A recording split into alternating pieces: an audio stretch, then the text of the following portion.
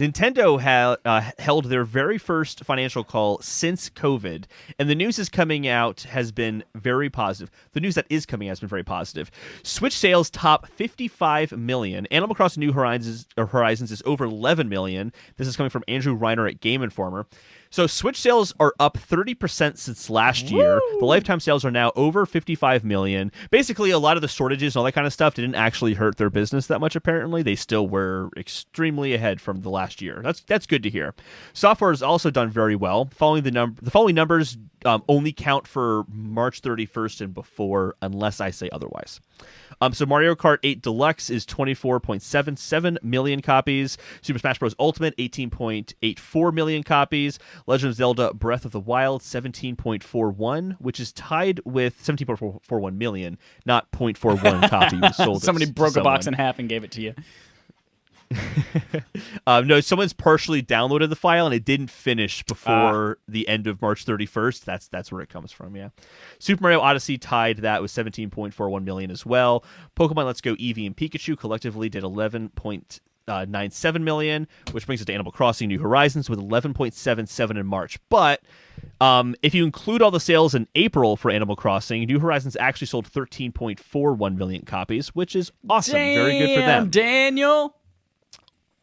One thing that does do is it debunks a claim we had made in the podcast a little while ago. Actually, I think that I specifically made in the podcast that Animal Crossing had sold. I think it came from Super Data. Animal Crossing had sold more copies than every other Animal Crossing game combined. That's just blatantly not true. Because of the 13.41 million number. New Leaf alone sold 12.55 million copies, and Wild World sold 11.7 million copies, and those are only two of the games in the franchise. So maybe for launches it outsold everything else combined, but not in lifetime sales. Moving on, before March 31st, Splatoon sold 10.13 million units, Super Mario Party 10.10 million units, and finally New Super Mario Bros. Deluxe with 6.6 million units. That's very impressive. Good for them. Suspiciously absent from the list, where's Pokemon Sword and Shield? Yeah. That's a very good question. I don't know where it is, but that sold better than Legend of Zelda Breath of the Wild, which it was like 17.6 million. I'm going to look into like that real quick for you. Yeah, you look in for that. Beyond all that, Nintendo earned almost $2 billion in digital sales this year, a 72% yearly increase. So it's just really good across the board. That was awesome. But not everything looks super great. Nintendo believes COVID-19 will have a negative impact on their business for the next year. So for next year's forecast, Nintendo estimates that revenues will be down 8.3% and profits down 22.7%. They also believe Switch hardware will be down 9.6% and software will be down 17%. Nintendo runs in contrast to many other game companies, such as Blizzard and Zynga, which predict increases this year, but also they don't sell hardware. So that's important to factor in. Unlike Microsoft's messaging on COVID's impact on hardware, Nintendo believes that prolonged economic shutdowns will impact supply chains and Switch production. That's kind of a what if, though. Like if this shutdown goes on long enough, not necessarily that it's happening right now.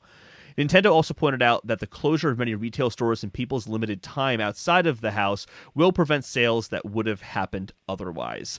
I also wonder, that's all the facts for the story, I also wonder how much of that is just them wondering how much next-gen consoles will eat into Switch. Yeah, see if they're accounting for that, and people are going to be spending money on $400 or $500 consoles, so they're not going to want to spend money on the new Switch instead, and software on it.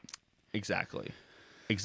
For the record, Pokemon, according to Nintendo's own website, has sold 17.37 million since March 31st, which puts it just under Super Mario Odyssey and Breath of the Wild.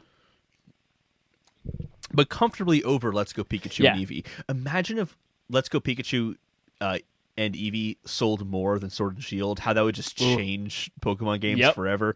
Oh, that'd be awful. That would be awful. Yeah, I'm really happy to hear this. All this news just collectively, because I do feel like the shortages of the console this year made me a little uncomfortable that maybe they weren't going to be doing as well as they could have, but not at all. They did well. Nintendo just has a knack for doing that sometimes, so good for them. Yeah, that's awesome. I started to see like people saying the shortages are enough that like when one pops up, whether it's when they want or not, people are buying it anyway. Like, I don't want to Switch Lite, but that's the only one I can find right now, so I'm going to buy it. So people are wanting this console, and COVID has not really affected that. It's just a supply shortage issue. So if they can get that figured out as China turns back on, like they're going to be doing fine. Holden, they're going to be doing fine. Yes. I also, another thing to consider too is, we haven't heard what they're doing last half of 2020. We kind of speculated last week that maybe their internal development's not going as smoothly as they would have liked with the transition to at-home development. Maybe that's why they delayed the Direct for June, because they didn't have confidence that those announcements would meet the deadlines in time for the release dates. So maybe that Mario All-Stars game, for example. Maybe they think that if they don't have as many titles coming out this year to couple with the Switch, then it won't entice people to buy as much. Like, there's a lot of things that it's hard to know because Nintendo's been kind of tight-lipped this whole year. Yeah, that could certainly contribute to it. If they're saying that they're going to have a down year because of all of this, like, it could be because we don't know if software is going to come out this year. We're not going to have a Pokemon Sword Shield. We're not going to have a Smash Bros. Ultimate. We're not going to have a Super Mario Odyssey of the past 3 holidays. So yeah. If they don't have something like that, then of course they're going to expect that to take a dip. Yeah. And on top of that, the article mentioned, and I mentioned as well, that Blizzard and Zynga didn't announce that they were expecting dips in their financials for the next year.